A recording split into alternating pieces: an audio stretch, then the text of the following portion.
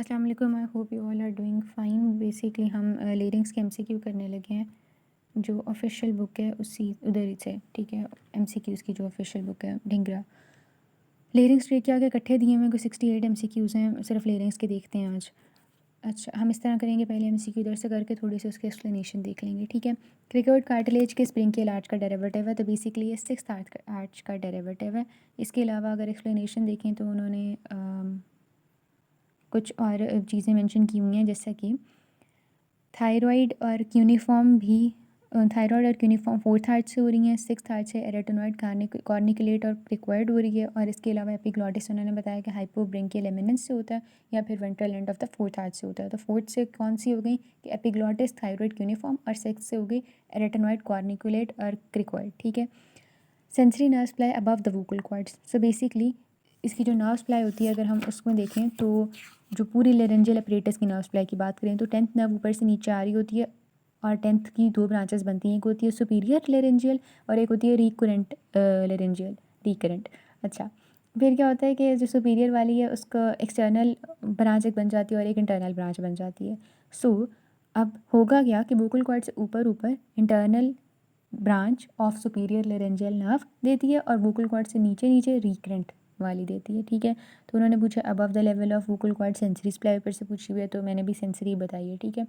Motor वाली तो muscles को देती है, वो आगे कोई एमसीक्यू आएगा उसमें बात कर लेंगे, ठीक है। तो मैंने भी क्या बोला कि ऊपर कौन सी देती होती है, internal. So internal is branch of superior laryngeal nerve which is B वाली ऑप्शन, ठीक है। मैं 1 मिनट ऑप्शंस भी साथ खोल लूँ ताकि कोई गलती ना हो जाए। बी है इसका, ऊपर वाले का सी था, नीचे वाले का बी है। फिर उसके बाद है थायराइड एंगल इन मेल। ये हमारी बुक के अंदर ही पहली चैप्टर के अंदर ही कहीं लिखा हुआ था। 90 होता है मेल के अंदर और फीमेल्स के अंदर 120 होता है, ठीक हो गया। उसके बाद है कि तो इसका 90 हो गया ना आंसर, तो इसका भी ऑप्शन हो गया। उसके बाद है कि all of the following in laryngeal cartilage undergo calcification except. So basically epiglottis की कैल्सिफिकेशन नहीं होती। कैल्सिफिकेशन का मतलब I guess they are talking about hyalinization के जो sorry they are talking about कि कौन सी हाइलिन नेचर की है। बेसिकली जो कार्टिलेजेस हाइलिन नेचर की होती हैं वो बाद में ऑसिफाई कर जाती हैं, तो कैल्सिफिकेशन से शायद उनका मतलब मतलब ऑसिफिकेशन है, ये मैं कहना चाह रही हूँ। तो थायराइड, रेटिनॉइड और क्रिकोइड हाइलिन नेचर की होती हैं, ये बाद में ऑसिफाई कर जाती हैं, लेकिन एपिग्लॉटिस इलास्टिक कार्टिलेज होती है, तो शायद ये इसलिए बाद में ऑसिफाई नहीं करती। बहरहाल हम इसकी एक्सप्लेनेशन देखते हैं क्या कह रहे हैं वो। सो कौन सा एमसीक्यू था, calcification occurs in hyaline cartilage exactly, and epiglottis elastic fibrocartilage है। बात ही खत्म हो गई है, ऊपर चलते हैं। अच्छा, लेरेंजियल कार्टिलेज की 25 साल की उम्र में शुरू हो जाती है और 65 साल की उम्र में बंद हो जाती है, ख़त्म हो जाती होगी ना ख़त्म। ऑन एवरेज रेस्पिरेटरी जो डेड स्पेस होती है वो कितनी होती है भाई, 150 ml। Okay, new information. All of the following laryngeal muscles are adductors of vocal cord accept.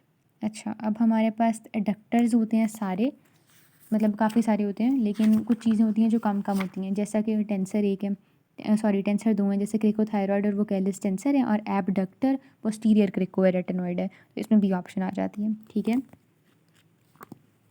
1 minute. फिर उन्होंने अगेन जो मसल्स की नर्व सप्लाई है ना उससे रिलेटेड एमसीक्यू पूछा हुआ है। बेसिकली हमारे पास एक मसल था जो कि अलग उसकी नर्व सप्लाई है, बाकी सारे मसल्स की नर्व सप्लाई सेम है। Wait a minute, yes. तो तमाम muscles are supplied by recurrent laryngeal nerve except the cricothyroid muscle जो कि टेंसर है, ठीक है। और क्रिकोथायरॉयड को कौन देता है, एक्सटर्नल ब्रांच लेरेंजियल नर्व की वो वाली, ठीक है। तो हमने बोला कि सारे आर रिकरेंट वाली अगर पैरालाइज हो गई है तो कौन सा बच जाएगा, ठीक है, तो बचेगा क्रिकोथायरॉयड, ओके। सो 8वें पर चलें तो which of the following muscle is tensor of vocal cord. So हमने बात की कि टेंसर जो है वो वोकैलिस है या फिर क्रिकोथायरॉयड है, और क्रिकोथायरॉयड ऐसा टेंसर है जो कि जिसकी नर्व सप्लाई डिफरेंट है as compare to all other muscles, ठीक है। वो हम एनाटमी में पढ़ते थे ना, all muscles are supplied by this nerve except this muscle, वो वाली कहानी है ये, ठीक है। तो अगेन क्रिकोथायरॉयड है। Diagnosis of congenital subglottic stenosis in premature is made when bronchoscope of the following diameter cannot be passed through subglottis. So basically उन्होंने MCQ दिया हुआ है फ्रॉम द congenital वाली जो चीज़ें थी, congenital lesions जो है लेरिंग्स के, इसमें अगर हम बुक में देखें तो ये MCQ है of the congenital subglottic stenosis का।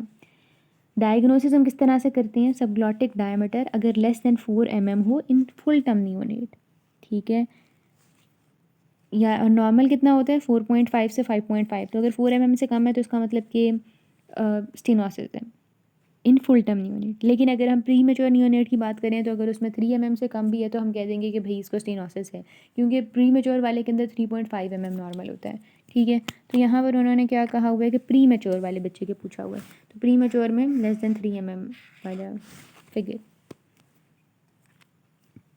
ओके।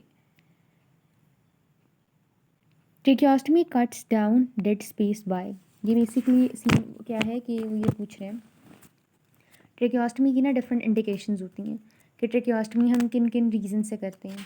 तो एट टाइम्स जिन लोगों के बहुत अरसे से कोई लंग का मसला चल रहा है और उनकी एल्वेलर डेड स्पेस बढ़ गई है, उनकी डेड स्पेस को कम करने के लिए भी हम ट्रेकियोस्टमी करते हैं, क्योंकि जब अगर हम ट्रेकियोस्टमी कर रहे हैं तो वो स्पेस जो कि ऊपर वाले रेस्पिरेटरी पैसेज के अंदर पड़ी हुई है लेकिन और वो डेड स्पेस क्रिएट कर रही है और बॉडी उसे यूटिलाइज़ नहीं कर रही, तो वो कम हो जाएगी डेड स्पेस, इसकी वजह से एल्वेलर वेंटिलेशन इंक्रीज़ हो जाएगी। सो ट्रेकियोस्टमी की वजह से 30 to 50% इंक्रीज़ हो जाती है। उसके बाद है इन फुल टर्म नियोनेट वाली बात, ये अभी हम पहले कर आए हैं, राइट, वही वाली बात अगेन आ गई है। उसके बाद वो पूछ रहे हैं कि ग्लॉटिस का एंट्रोपोस्टीरियर साइज़ कितना होता है। So basically 24। मैं फ़ीमेल का ढूंढ लूँ, अगर मुझे मिलता है तो मैं वो भी बता देती हूँ, वेट अ मिनट। सर यहाँ पर ये लिखा हुआ था कि मेल का 24 है और फीमेल्स का 16 है, सही हो गया। हम थे 12th MCQ पर। 13 पर चलते हैं कि टाइप ऑफ एपिथेलियम जो कि वोकल कॉर्ड को लाइन कर रही होती है। So basically it's non keratinising stratified squamous. ये एपिथेलियम इसलिए भी इम्पॉर्टेंट है कि हमने पता नहीं कहीं पर पढ़ा हुआ है ये भी कि एपिथेलियम चेंज हो जाती है।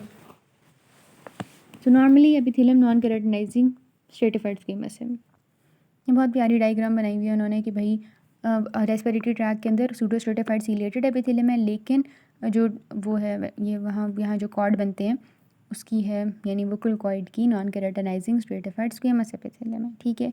अगली बात is about laryngeal crepitus. Laryngeal crepitus उन्होंने पूछा हुआ है कि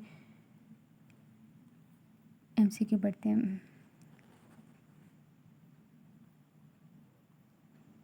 सो they are asking about laryngeal crepitus कब देखा जाता है, तो लेरेंजियल क्रैपिटस नॉर्मल पर्सनस के अंदर देखा जाता है। अब हम उसकी एक्सप्लेनेशन देख लेते हैं थोड़ी सी। ग्रेटिंग साउंड होती है जब larynx side to side move करता है। लेरिंग्स बेसिकली वर्टिब्रल कॉलम के अगेंस्ट मूव कर रहा होता है, तो नॉर्मल पर्सन के अंदर देखा जाता है। और एब्सेंट हो जाता है अगर कोई चीज़ इंटरवीन करी हो between the thyroid cartilage and the vertebral column. So laryngeal crepitus is normal. I'm basically pausing and taking time to mark the MCQs on my book, and you can do the same as well. Okay, so हम कहाँ पर थे? हाँ, Rinke's edema is responsible for. Basically, it's responsible for diffuse polypoid degeneration of vocal cords. It's again MCQ from the जो lesions of larynx हैं जिसके अंदर Rinke's edema उन्होंने दिया हुआ है।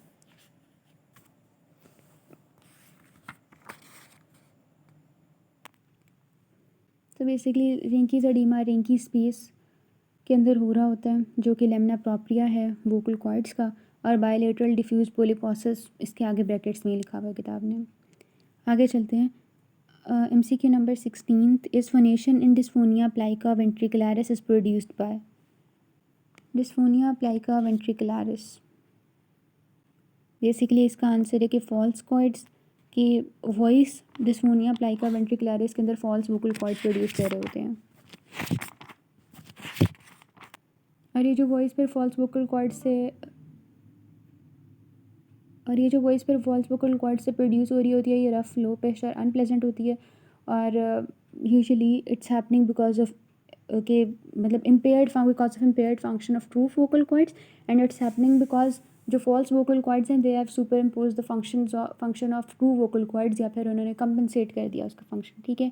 डायग्नोसिस का इंडायरेक्ट लेरिंगोस्कोपी पर करते हैं, और इसको ट्रीट अगर आपने करना है तो आप वॉइस थेरेपी से करेंगे या फिर साइकोलॉजिकल काउंसलिंग से कर देंगे, ठीक है। सो आगे चलते हैं। Best way to diagnose laryngomalacia, flexible fibre optic laryngoscopy. Laryngomalacia is also congenital lesions में है ये। तो इसमें उन्होंने बताया हुआ है कि भाई डायरेक्ट लेरिंगोस्कोपी से करते हैं, जिसमें ओमेगा साइन आता है। क्यों आता है? क्योंकि एपिग्लॉटिस एलोंगेट, मैं शुरू से बताती हूँ। लेरिंगोमलेशिया के अंदर क्या होता है? कंजेनिटल लेरेंजियल स्टाइडर इसको कहते हैं। इसके अंदर जो होती है वो सुप्राग्लॉटिक लेरिंग्स, उसकी एक्सेसिव फ्लैसिडिटी होती है, और जब इंस्पिरेशन होती है तो वो सक इन हो जाती है और स्ट्राइडर प्रोड्यूस होता है और साइनोसिस प्रोड्यूस होता है, ठीक है। स्ट्राइडर क्राइंग पर इंक्रीज़ हो जाता है, लेकिन क्राई नॉर्मल होती है। लेकिन ये स्ट्राइडर सबसाइड कर जाता है जब प्रोन पोजीशन के अंदर बच्चे को रखते हैं।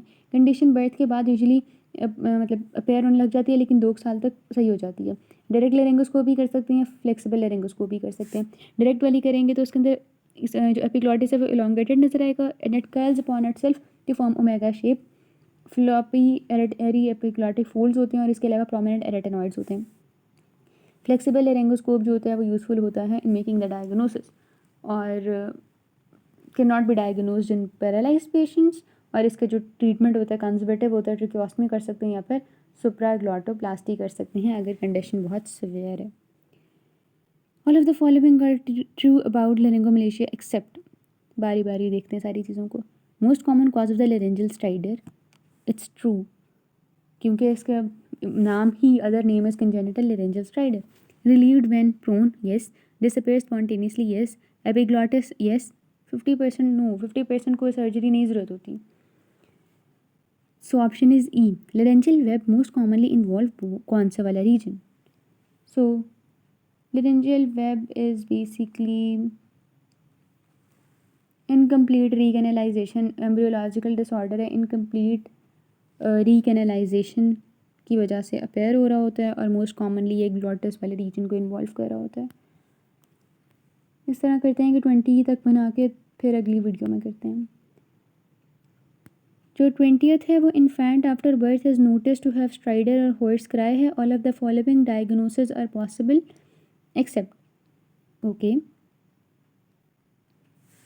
बारी बारी देखते हैं। सबसे पहले है लेरेंजियल वेब, स्ट्राइडर आ रहा है बच्चे को और हॉर्स क्राई है। लेरेंजियल वेब के अंदर अगर हम देखें तो उसमें basically airway obstruction, aphonia, weak cry, ये वाले सिम्टम्स आ रहे होते हैं बच्चे में, ठीक है। लेरेंजियल पैरालिसिस को अगर हम देखें तो अगेन जब नार्व पैरालाइज है तो उसमें भी इस तरह के सिम्टम्स आ सकते हैं। अगली ऑप्शन कंजेनिटल लेरेंजियल सिस्ट है। तो अच्छा, हॉर्स क्राई जब उन्होंने दिया हुआ है तो सीधा सीधा हमारा ध्यान देना चाहिए डी ऑप्शन की तरफ, ठीक है, लेरिंगोमलेशिया की तरफ, क्योंकि उन्होंने उसमें लिखा हुआ है साफ साफ कि उसके अंदर क्राई नॉर्मल होती है। जो भी मसले आ रहे हैं अपनी जगह, लेकिन क्राई उसके अंदर नॉर्मल है, ठीक है। बाय।